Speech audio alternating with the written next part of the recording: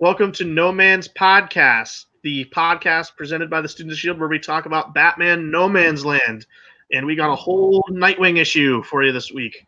I'm Mike alongside Vincent. Yes, and we will be talking about the Escape to Blackgate arc in Nightwing. And then also we have a Secret Files story to delve into that takes place during this. And then we're going to round it out with Batman Chronicles 18 with a story that takes place adjacent as this happening. So is the title supposed to be like Escape from New York? I guess. I mean, I don't know if it's a reference or if it's not.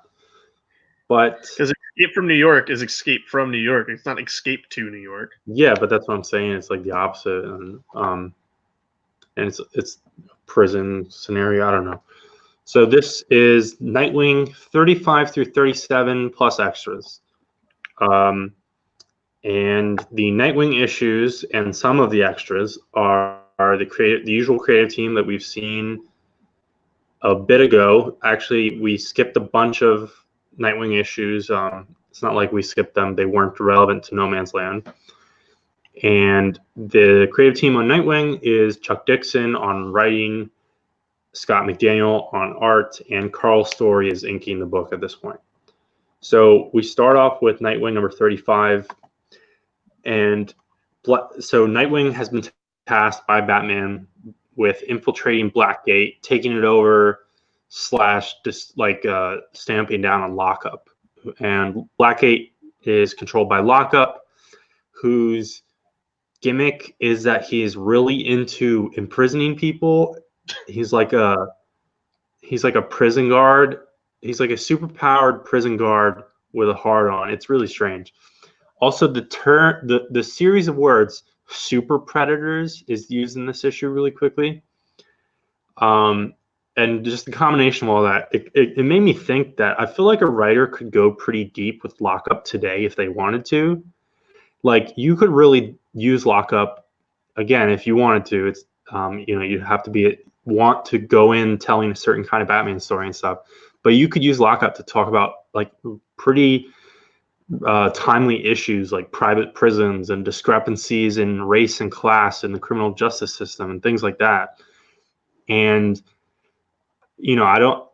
I'm sure Lockup appears in the current books every once in a while. I don't know if Tom King has touched him, or Tinian, or Tomasi, or Brian Hill, but I don't know that there is a definitive Lockup arc. Honestly, this might be it.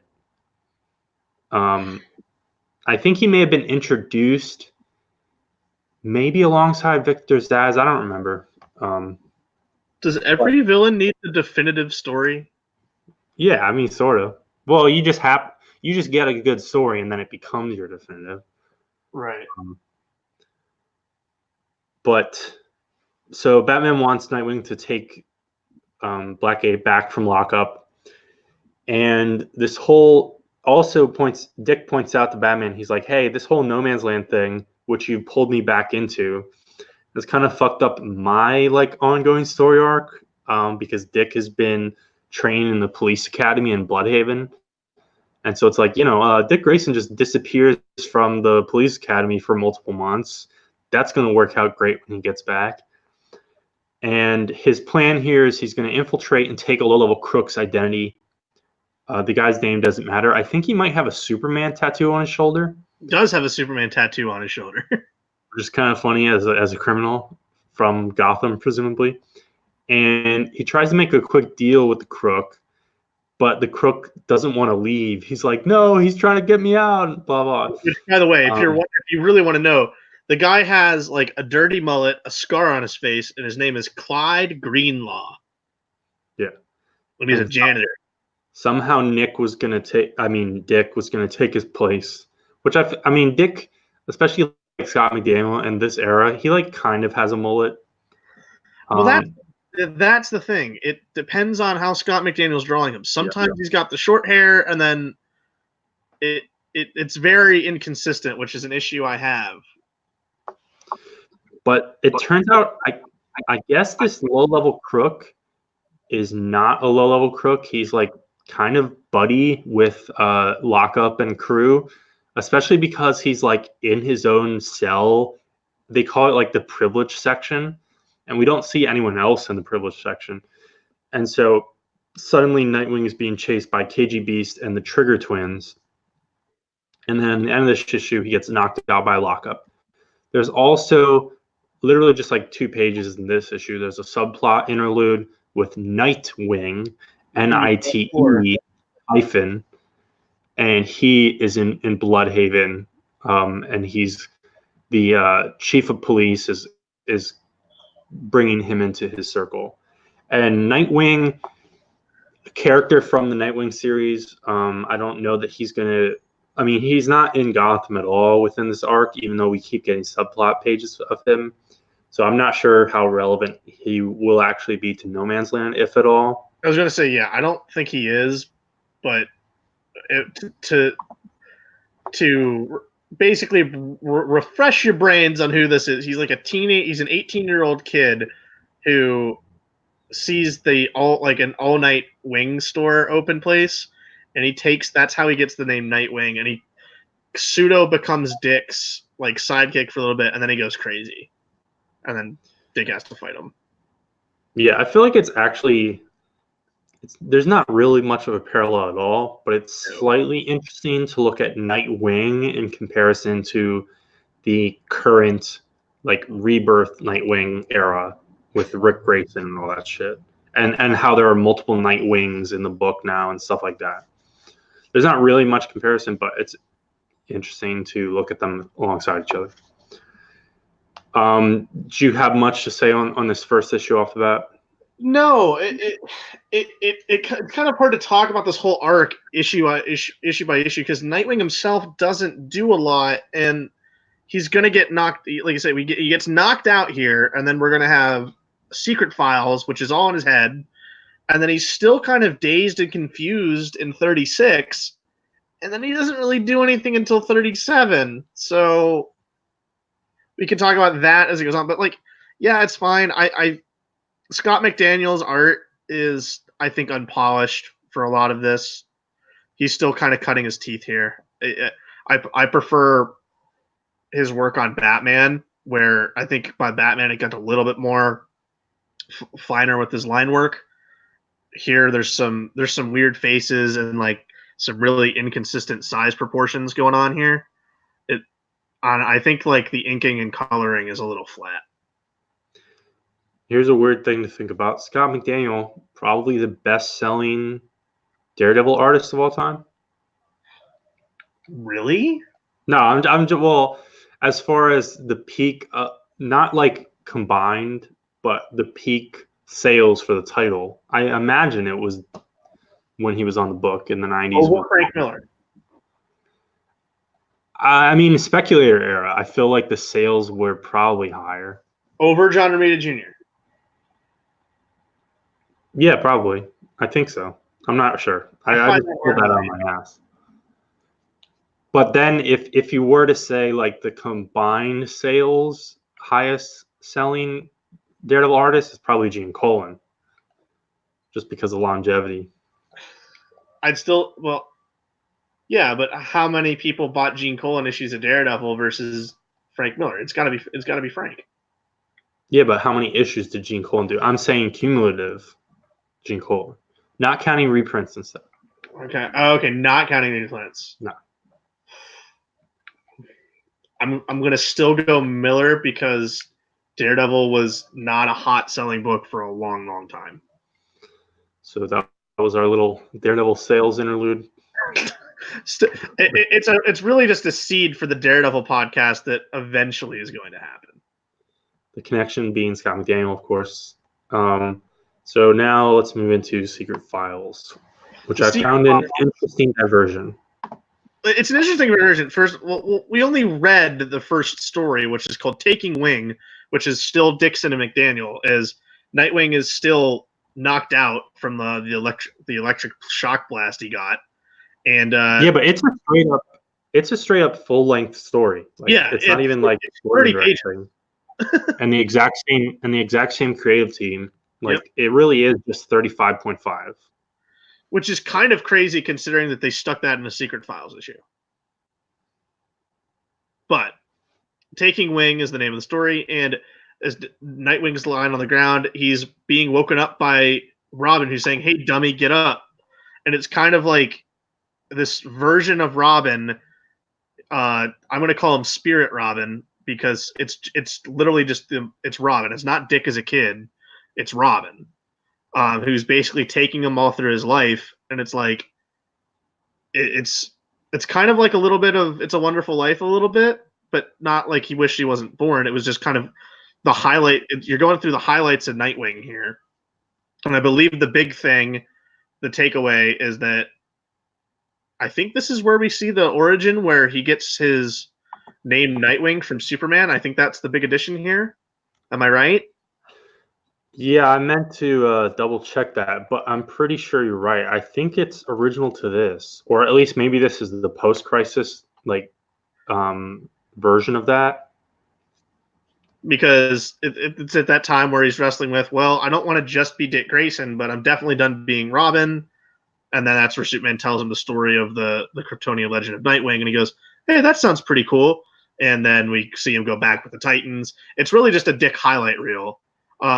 They also just call out that Nightwing is a chick magnet, which is hilarious, which has always kind of constantly been a thing, where we see all of his romantic interests on the page. As Robin literally says, the whole Nightwing gig is a babe magnet, which it's kind of not aged well, but still kind of funny nonetheless. I think McDaniel's art is better here than the Nightwing 35 for me. But as Nightwing's like staggering back up, he said, Robin's like, "Hey, see you around," and he says, "You too, Jason," which I guess this was Jason Todd, the spirit of Jason Todd, walking Dick through his life. And then he wakes up and all the villains are there. Kind of a fun issue, just to see all the highlights with Dick Grayson, especially like when he's hanging out with Wally when they're making their like retirement from the Titans, and then ultimately they both kind of come back in different ways later. But yeah, like if you're a Dick Grayson fan, this is worth reading just because for the kind of full highlight reel. Yeah, I really enjoyed this. I think Scott McDaniel also slightly underrated Superman artist. He had a very short run on that character too, and there's even an issue of one of the Superman books from the 2000s. It was like a guest issue, and it's a Dixon and McDaniel. Dixon guest writing a Superman book, and it's Superman and Nightwing hanging out, and it loosely crosses over with I think Devin Grayson's Nightwing run. But yeah, I really enjoyed this. I thought McDaniel, I guess, well, Robin's face is in shadow the entire time because it's like supposed to be. Is it Tim? Is it Jason? Is it a younger version of Dick? Well, that's the thing. I think also the costume's kind of in shadow too, so you can't tell which costume it is. Yeah, and that kind of like specter, no pun intended. I'm not talking about the Spectre. That spectral like depiction of Robin, like McDaniel almost like veers into some like Mignola territory in this issue. Yeah, a little bit, especially with like the work on on Robin's hair too. Yeah, I think like all the panels with Robin and Nightwing are really, really cool and experimental.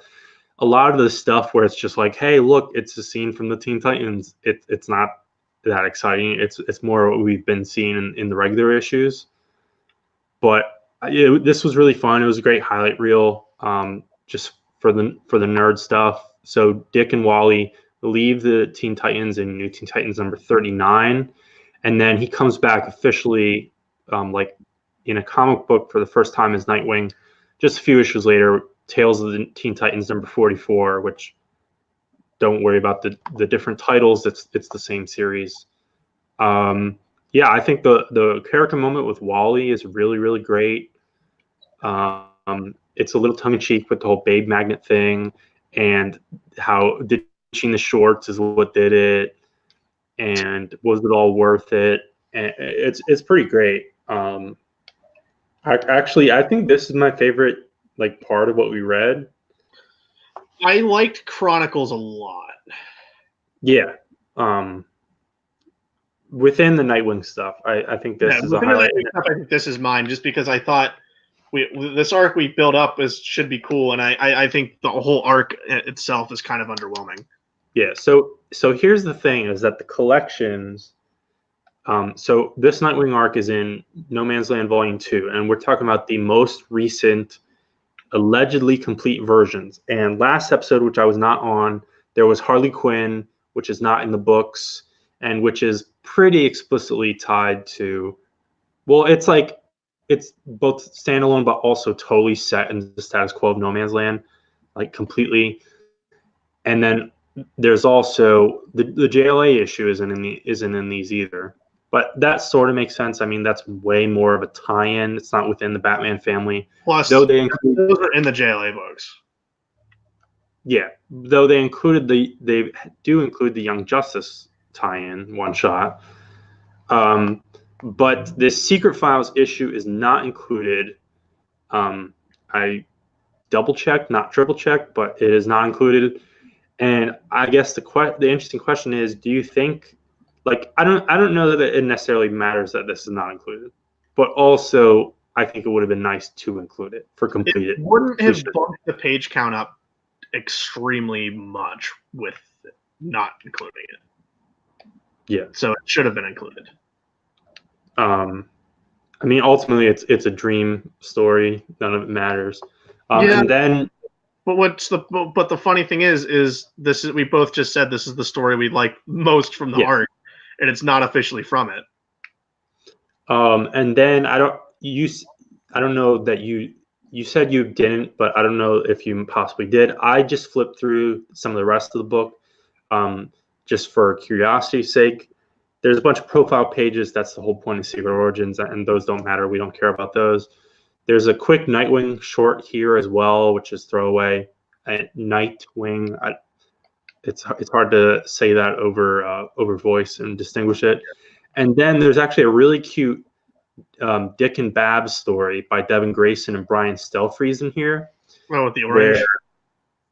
Where they're hanging out and they're just like talking about stuff casually, and then it turns into a conversation of Babs trying to figure out like what girl Dick had a crush on first, or like who like awakened his like romantic streak or whatever, and then it ends with, it's her, obviously, and it's kind of cute final panel and everything, and I think the dialogue is really good. My still favorite moment between them is I think it's Robin Year One, where he's on the rooftop looking at Babs, because she comes up while Gordon's on the rooftop, and Gordon just looks at him. He's like, not in your dreams. Yeah.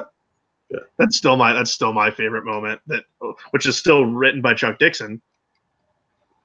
Yep. So and there's even Robin and Batgirl Year One have to have been written by now, I think, unless they're early 2000s. I don't remember. I think they're early 2000s. I think I can never remember which one came first. I think Batgirl came first.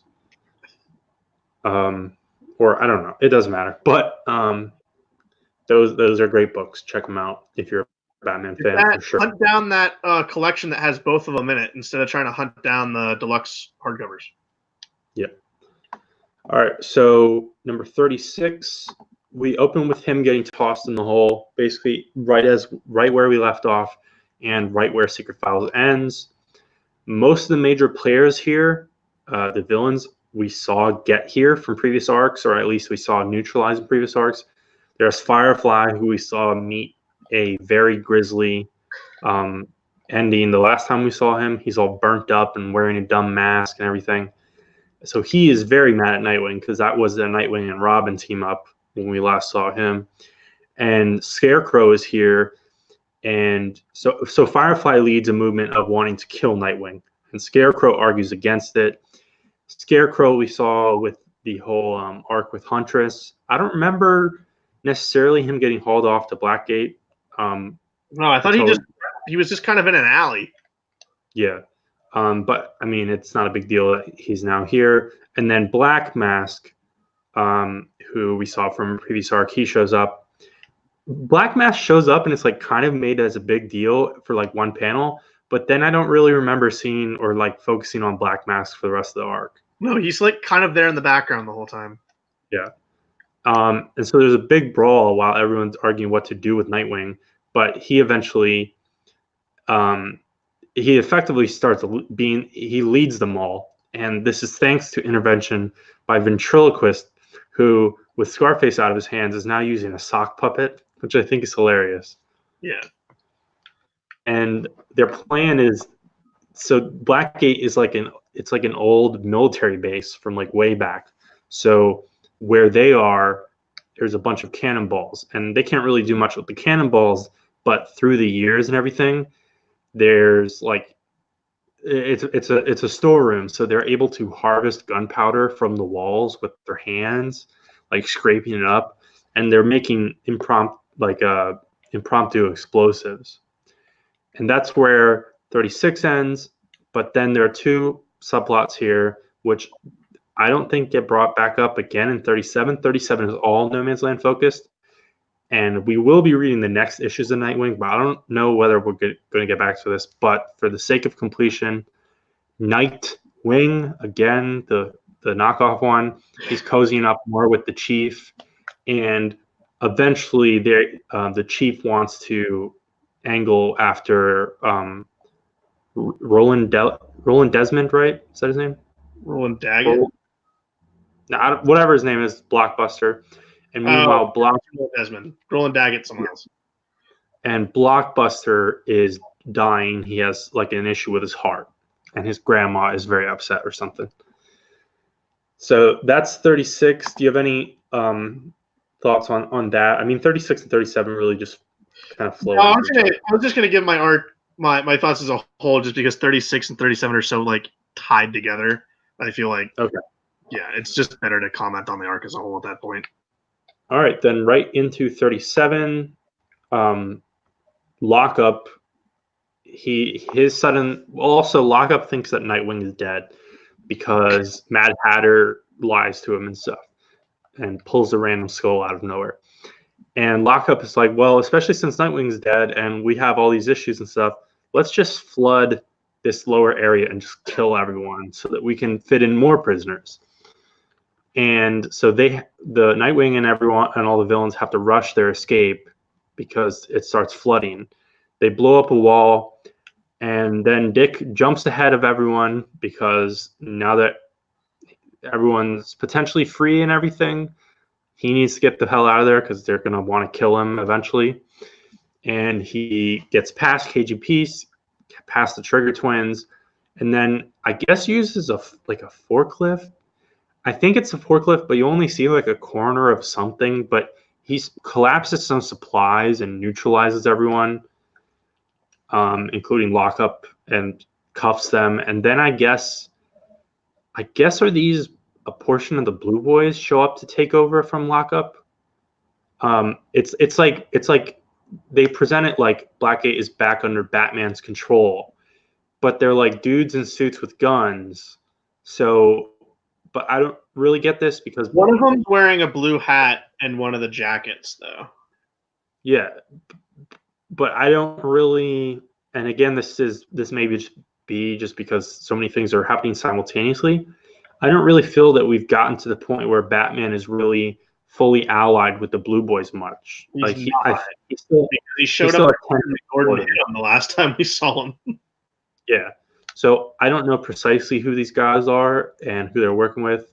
I mean, them having guns is definitely noteworthy if they're saying it's back in Batman's control.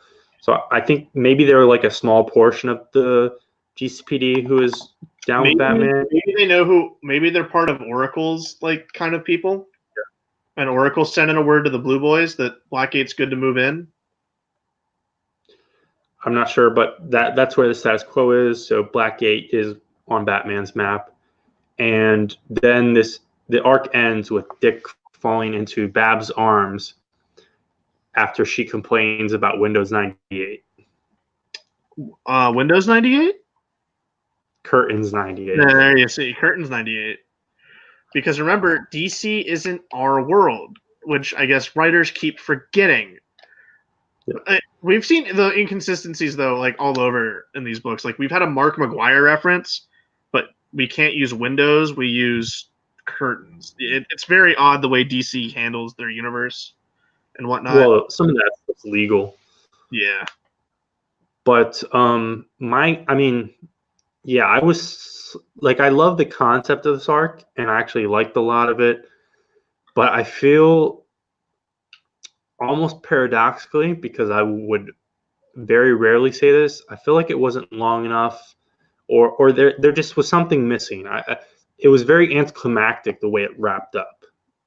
No, I was gonna say the same thing. And I was like, you have this big prison break arc that's supposed to be big and this huge undertaking, and you do it in 3.5 issues, kind of.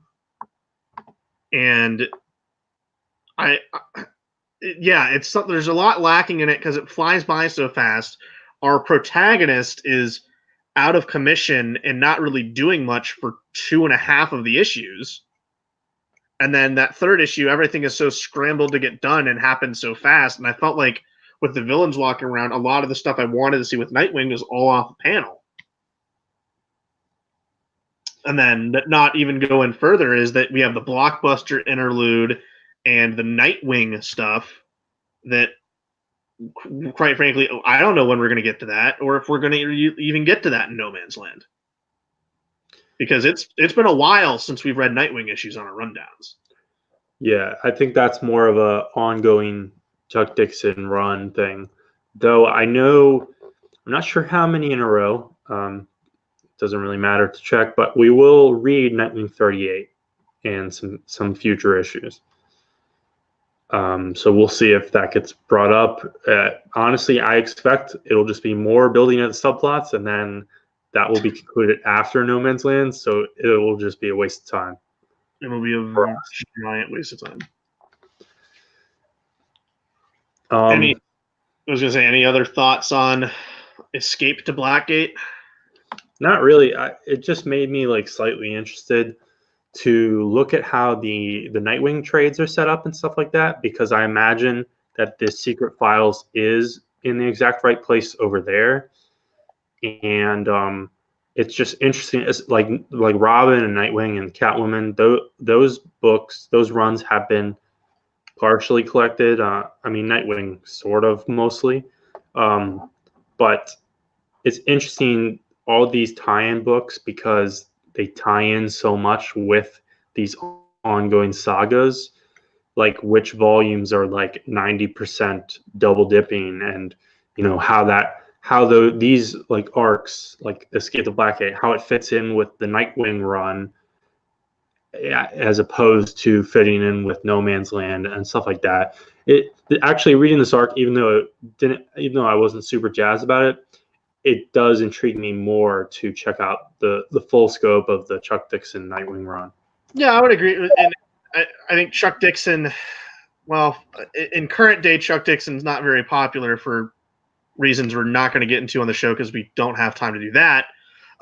But I think Chuck Dixon is a very competent and very good Batman writer that I think people have forgotten how good of a handle he had on the line at this time, because he was writing other Batman books, and then he was also writing Nightwing and Robin at this point too. Like there was a good portion of time where he was running the line kind of for a while. Yep. So I definitely would. I think the weird thing though, when it comes to DC and Batman double dipping, you get very weird situations this is a side tangent for a second. So like when you get into the New Gotham era and then into the Bruce Wayne Murder Fugitive era, if you get the Batman by Ed Brubaker Volume 2 trade that they put out, all of that stuff and more is in the Fugitive trade and Murderer trade for Batman. You don't need that book. Really, effectively it shouldn't exist other than one issue. Yeah, you don't need it, and if you try to read it, it's probably going to be a complete mess. Yeah. Because you're going to be reading parts 2, 7, 9, etc. It's crazy how I'm surprised how that book got put out. DC does that a lot, like the Shadow of the Bat collections. Oh, geez. They're just rolling through like no Nightfall, and eventually maybe they'll get to No Man's Land and stuff like that. And it's just past the first volume. I can't imagine trying to read those in isolation. Oh, it'd be a nightmare.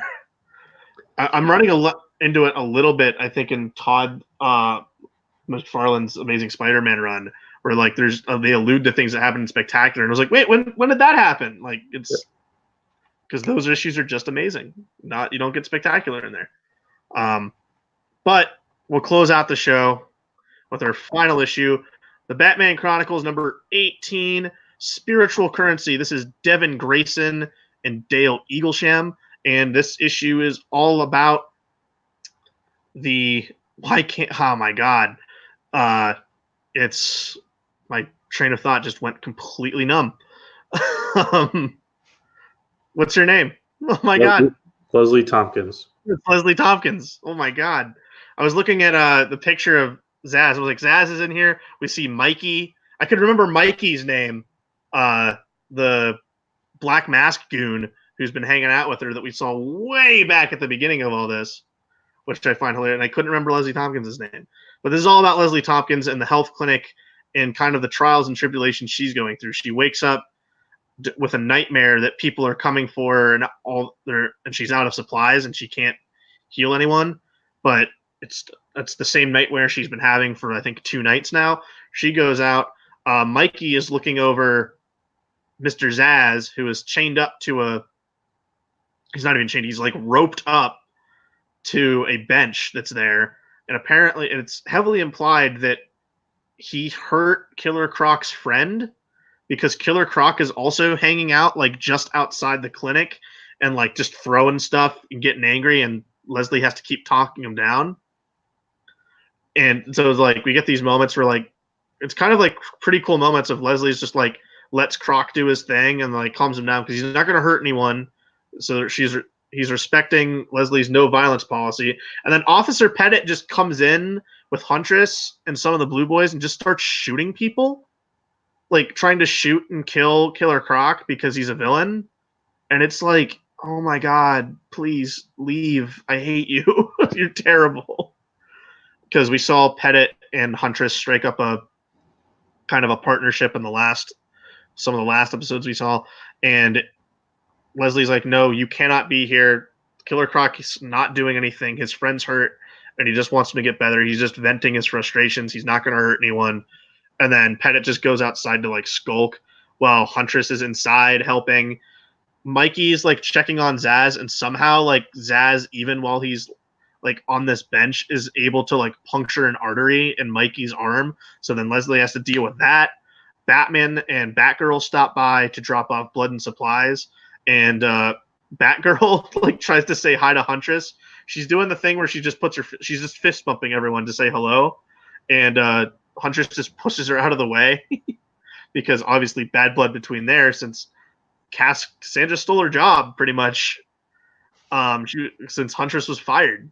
Batman and Leslie get into an argument once again on where their stances are regarding violence and vengeance. And Batman is not happy. No one's happy that Zaz is just chained up there. They think it's a horrible, horrible idea. And on the outside, these forces are starting to fight everyone. Pettit is just like shooting his gun off, trying to shoot at Killer Croc still for some reason. And Killer Croc is like, hey, guys, I haven't done anything, but if you keep shooting and keep arguing, I'm going to come down there and fight both of you because this is getting ridiculous. So Leslie tries to reach out to Zaz, and she's able to calm, like when Zaz like actually wakes up, she's able to calm him for like 1 second while all of this violence is happening outside it. And then eventually Bruce comes back after having the argument with Leslie and kind of has a breakdown moment, and they kind of make peace with each other as Batman takes down Zaz and incapacitates him again and saves the day. But it's kind of like, hey, guys, it's basically Batman and Leslie coming to the terms of like, yeah, we know we come from different places, but we still respect each other.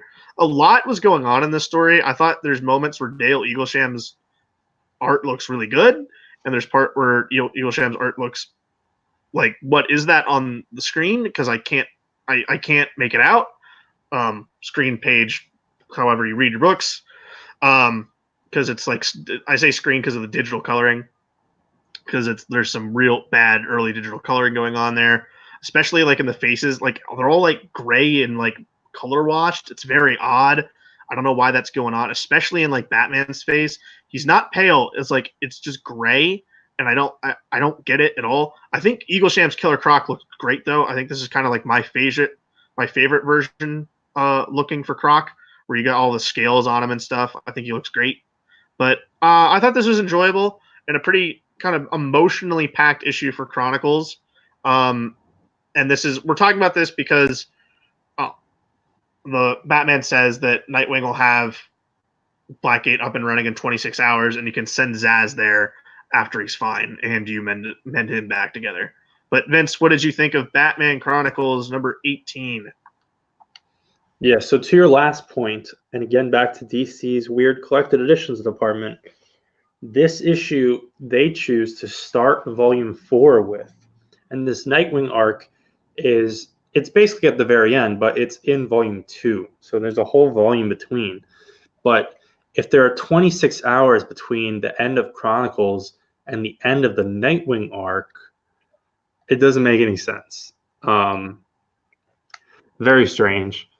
So technically, I would say this definitely takes place technically between Nightwing 36 and 37, or like during 37. You know what? You can say this happens while Nightwing's knocked out and where Secret Files takes place. Yeah.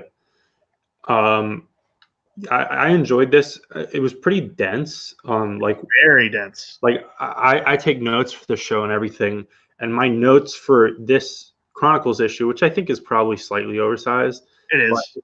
My notes are like twice as long as the Nightwing issues.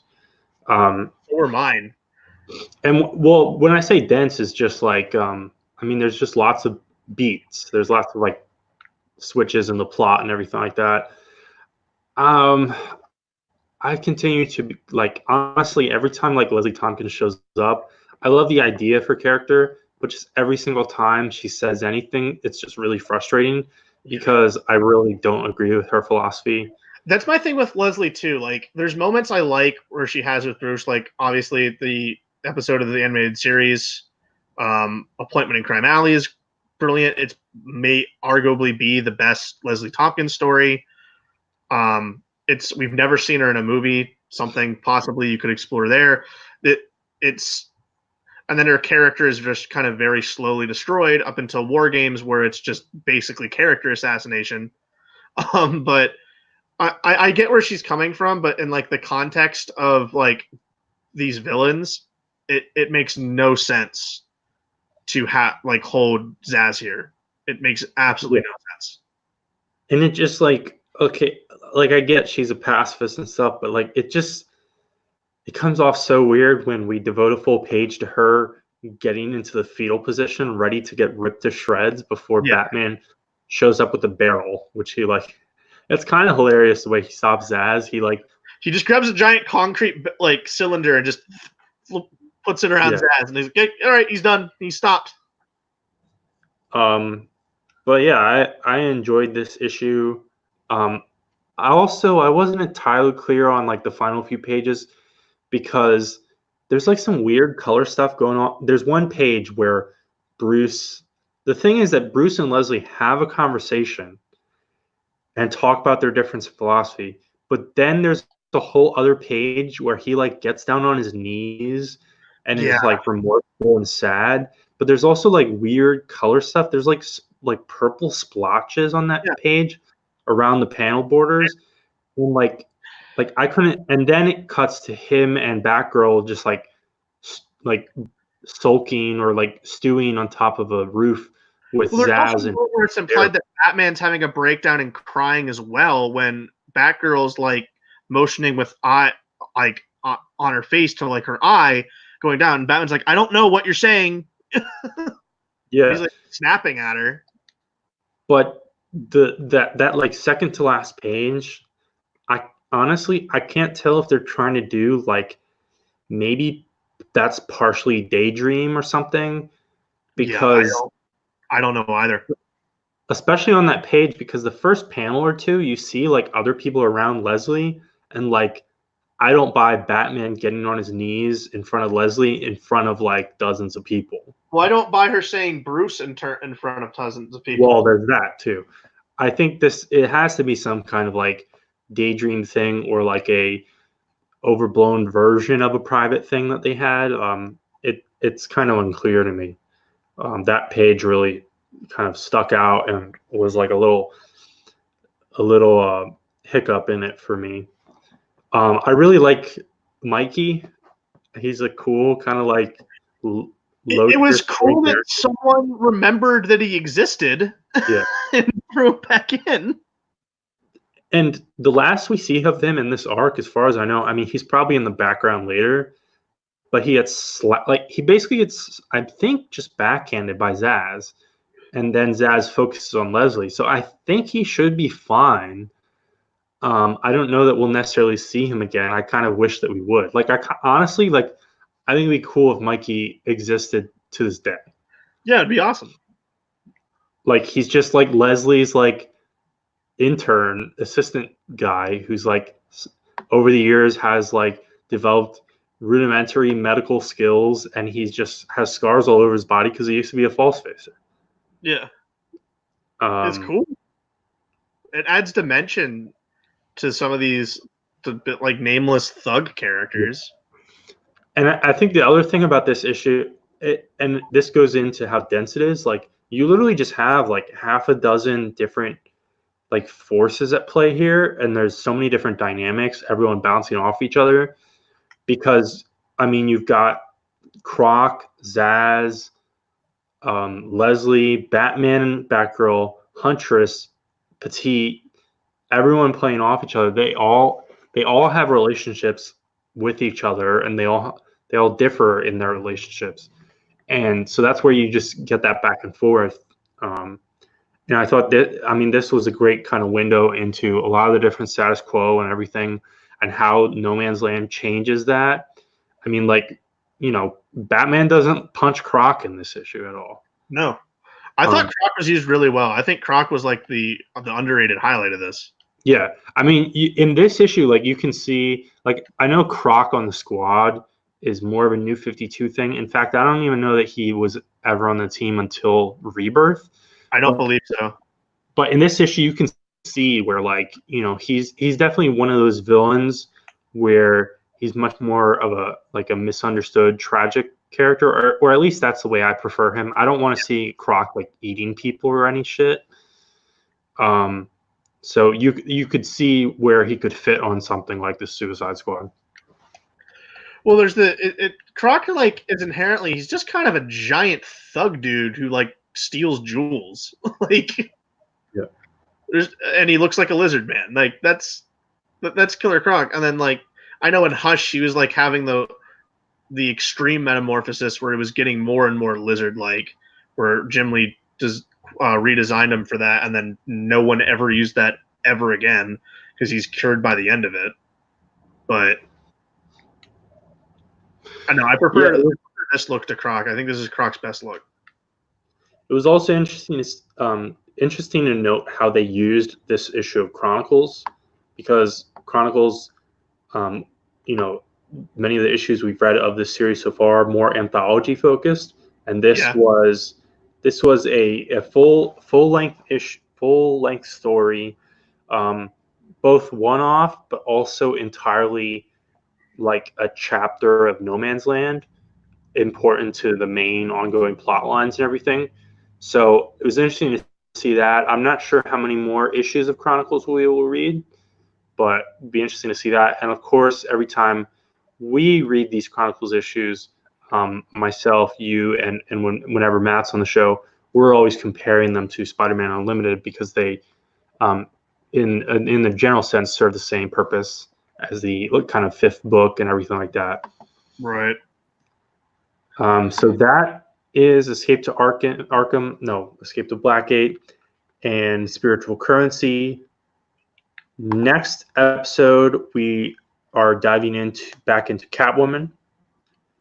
So that should be interesting. Wow, that'll make you excited. Yeah, I like Catwoman. Yeah, I like. Um, I don't like Jim Balent's Catwoman. We'll see. So tune in next time for that. Thanks for watching this one. Go watch the other ones and have a good night or morning. You never know with daylight savings time. It's true.